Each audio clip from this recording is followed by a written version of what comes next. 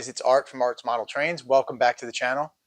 Today is the first video in a series of videos. I'm not sure how many cuts of I'll make this video into, but we're going to be doing some work on the layout, changing the upper loop. So it's not all going to happen in one day. So this way I'll break it up into a couple of videos.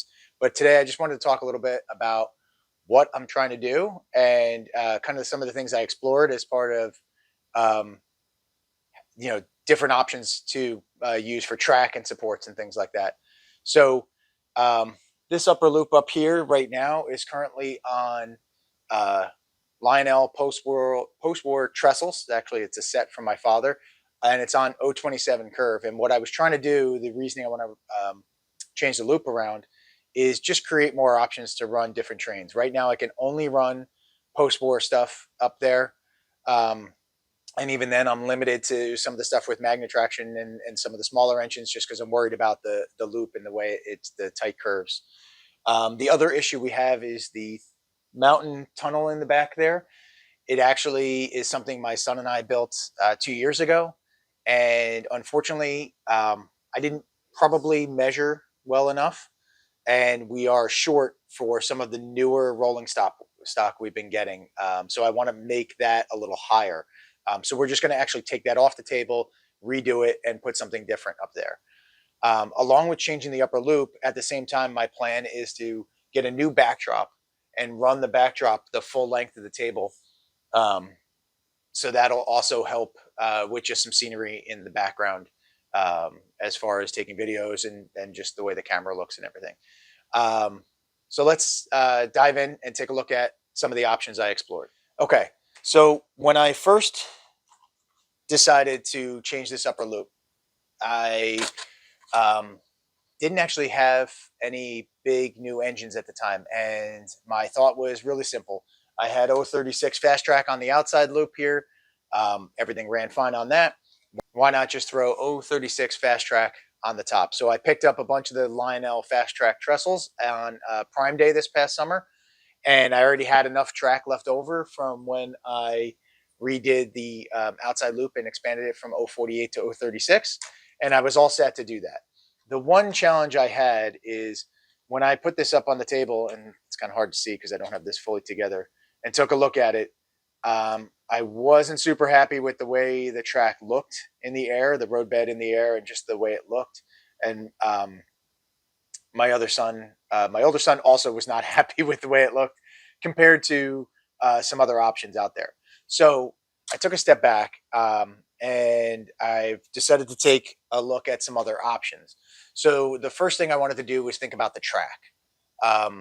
So knowing fast track with the built-in roadbed was not something I wanted to explore. I looked at some other options. I was also thinking about the size of the loop and what I could do to potentially make the curves a little wider. So that's when I decided to pick up a bunch of Gargraves track, and I ordered this this fall. So I have all the track I need to do 042 curves and two 37-inch straights.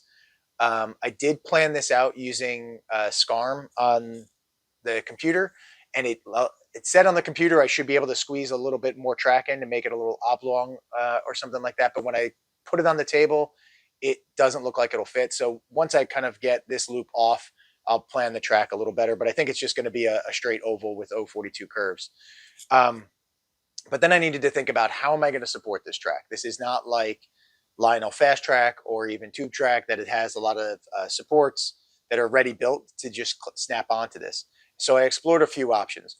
One was, do I just continue to use the Fast Track trestles in some way with this track? And as I kind of looked at this, there were two things that kind of came out. One, it just didn't look right. Two, it would still need some sort of piece of wood or anything, a roadbed underneath it. And three, these aren't high enough. I wouldn't get the clearance I needed. So I'd still have that same issue I had with the tunnel in the back. So I also then looked at some things online. I went to the train show and saw trainlayouts.com. Their up truss underbridge, I think it's actually called. And I'll put a link to their website here and the stuff I looked at. But it's really fantastic, really authentic looking, accurate looking laser wood cut system to support the bridge. They build it custom to fit the track that you have, um, and it was amazing, but it was also expensive and more than I wanted to budget for this. Um, Knowing that this is not sort of my ultimate layout, this is a layout for now until I can take over more of the basement when the kids are older. I didn't want to break the budget yet. I'm going to hold off and wait till I do a full um, layout, and then I'll spend the money there. So I looked at some other options, and what I ended up coming up with was actually keeping the Lionel post-war trestles, adding a block of wood, and I'm probably going to add another shim, just a little bit more to give it a little more height, and I'll paint all this to make it look like concrete. And then what I was going to do is use a strip of wood that I'll cut to put underneath the track, and that would give me the height and the look that I wanted. I also purchased a bunch of cork roadbed to put under this to keep the sound down as much as I can, and I'll figure out if there's a way to maybe put something between the trestles and the tabletop to also cut down on the noise as much as possible. So that's kind of where I netted out. So I have the solution of how I'm going to build the trestle. The bridge, I'm going to essentially keep the same look. It's going to be 2 boxes, and I'm going to get Scenic Express makes a nice brick retaining wall that I'm going to get for the outside of it. I'm just going to shorten the boxes up a little bit to make room for the curve. And like I said, I'll raise it up a little so that it also allows for clearance underneath. And the next step would be to take all of this off the table, measure it all out, and start to actually work and put it all together. And that's, like I said, is going to be a couple of future videos. So for now, what I wanted to do was actually wrap up the video by doing one of the final runs on this upper loop. Right now we have an MPC or a DT&I switcher on there. And maybe we'll do a little video of just the final kind of run on the tube track on the upper loop, and then after that I'll take it off the table.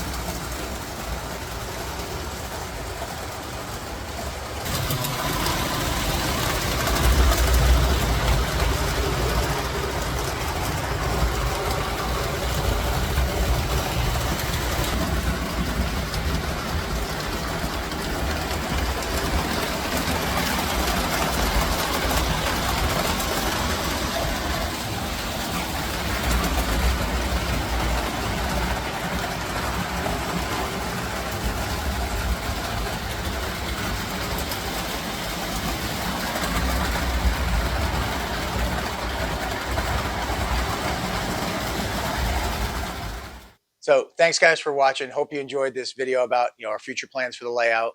We're really excited to get working on it. Thanks everybody for subscribing and watching. We just recently passed 400 subscribers just over last week. My goal this year is to get up to 1,000. The boys and I did a live stream in between Christmas and New Year's, and we may do another one once we get the loop up and running, because we really enjoyed that. That was a lot of fun to listen to everybody's questions. But thank you. Please be sure to like and subscribe, and I'll see you guys again soon.